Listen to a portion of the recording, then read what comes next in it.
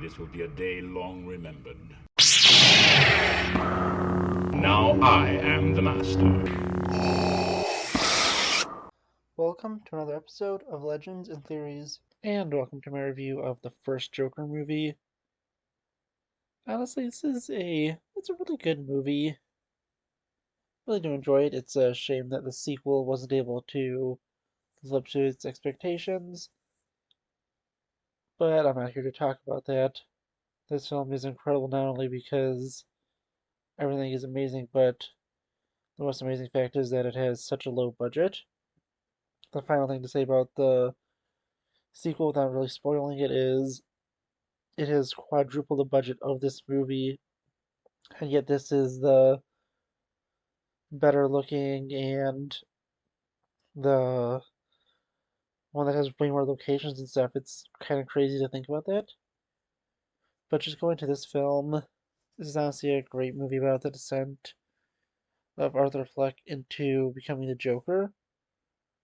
And I think that it really is a great story about how a bad day can really just break anyone.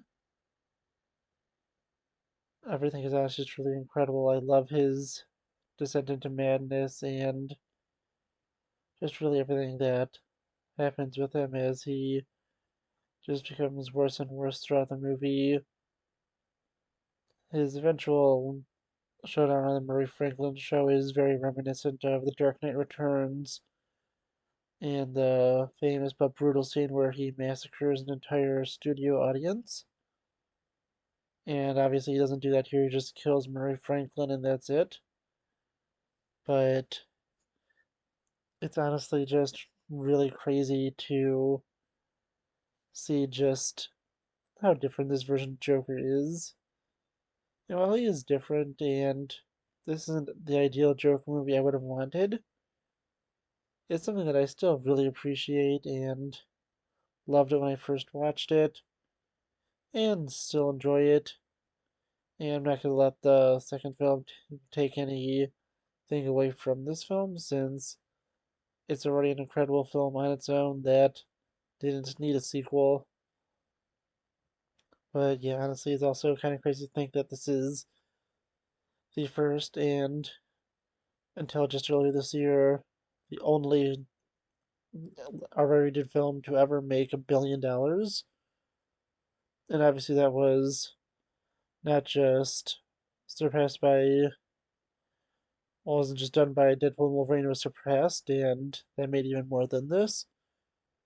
But this is still the second highest grossing R-rated movie when not counting for inflation.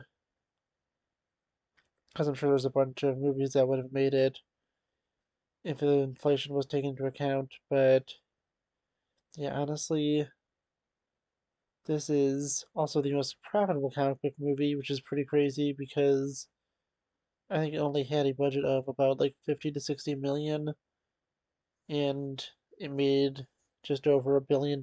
So